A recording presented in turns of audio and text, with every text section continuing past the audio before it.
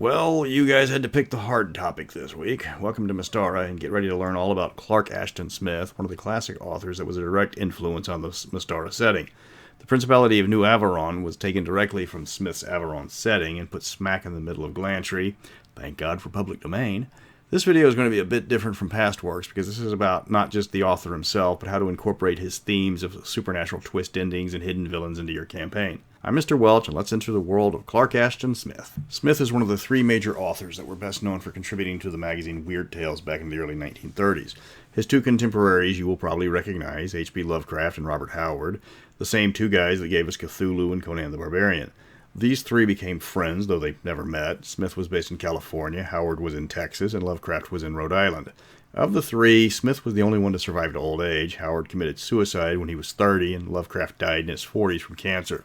Smith didn't write prose for very long. He was prolific in his decade of prose writing, putting out 7 series in those years before returning to his one love, his poetry. He is best known for his quite eloquent short stories that end in a supernatural element. A suitor finds his would-be paramour as a lamia or a demon.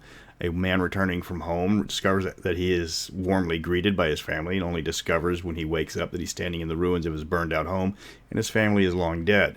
Smith knew how to increase the creepiness of a scene until the final reveal. Nothing of his Averon series was what it appeared to be, and even his Dying Earth series featured quite a bit of twist endings with mad gods or forbidden magics.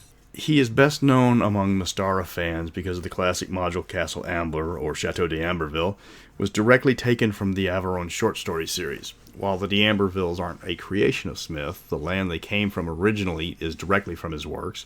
The d'Ambervilles captured elements of Smith's works. While they are powerful and seemingly normal to outsiders, in the privacy of their own chateau, it's revealed that they are quite mad and nothing is what it seems once you start exploring there. Illusions and shape changes are a constant theme throughout the module, and even the food is something else entirely. All of this happens while the party is going through a seemingly abandoned manor, only to find things that just aren't supposed to be possible.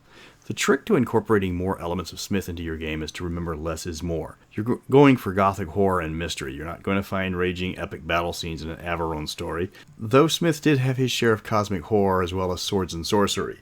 Remember who his friends were. There's not a lot of Mystara modules written that fall into Smith's style, discounting the obvious choice of Castle Amber. You can find quite a few in Ravenloft, because that's where you find horror adventures. Silver Princess can easily qualify if done correctly, especially with the way the villains are presented and the madness established in the module.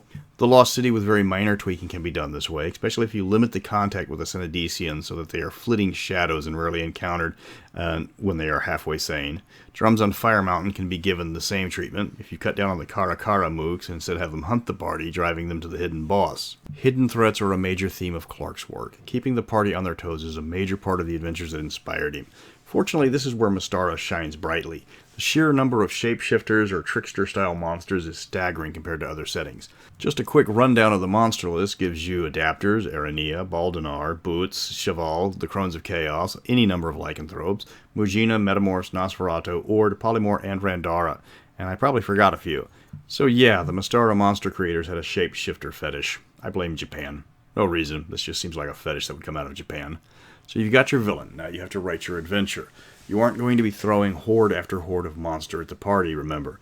You need weirdness, you need defiled bodies, strange aftermaths of unknowable events, and creepy background scenes. The mystery is the default plot almost every time. You have to keep the players ill at ease. They aren't supposed to know who the actual villain is until the very end. They aren't even supposed to know the true plot for as long as you can keep it hidden. You want to throw in false leads, red herrings, unreliable witnesses, and the occasional dead end to keep the party frustrated. The adventure is going to have a lot more in common with Call of Cthulhu than Conan the Barbarian. If you're going to use a system to run a Smith-style adventure, you're going to need a skill system for maximum effect.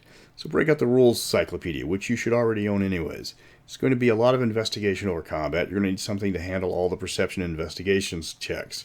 If you're doing this for 5th edition, you also might want to include the rules for horror and fear in the Dungeon Master's Guide. It's almost invariably a murder mystery, but one with monsters. Smith's stories tended not to be grimdark like Lovecraft, at least his Averon series, so the party can defeat the bad guy. His normal style isn't cosmic horror, but supernatural weirdness. You don't want to run a Smith-style story every single adventure. Then it gets predictable. If every big bad is a shapeshifter, then the party's going to start expecting that. Which, if that's the campaign you're running, great, but mix and match the adventures. Mysteries lose their charm if the villain is always predictable. You have to remember the stories have supernatural elements, but it's not cosmic horror. You want to throw normal enemies at them. Star Spawn and Eldritch Horrors break the illusion of something normal gone horribly wrong. Cultists are a bit much, but a few hirelings by the villain would be right in place. Smith isn't an easy style to convert into D&D. It's a popular movie concept. Throw in a twist ending where the villain is supernatural when there was no clue of that at all in the lead-up. Of course, this game has elves and wizards and doppelgangers, so you can't rule that out as possible villains. You have to use tricks like misleading the party, throwing them off the trail, and other DM tricks. If you pull it off, you're going to blow the party's mind in the reveal. Hopefully this video gave you some ideas on how to pull that off. That's going to be it for Mr. Smith. He was a major influence on Mystara, one of the biggest, but his style of storytelling isn't the easiest to tell. You have to keep the story subtle, hide the true villain, mislead as much as possible. So I'll be replacing Clark Ashton Smith. Let's go back to the Spheres of Power, and the next one up on the board will be the Sphere of Energy, along with the other 4 topics that are still waiting for their moment in the sun. So until next week, remember to keep writing. That keeps the screams from getting too loud.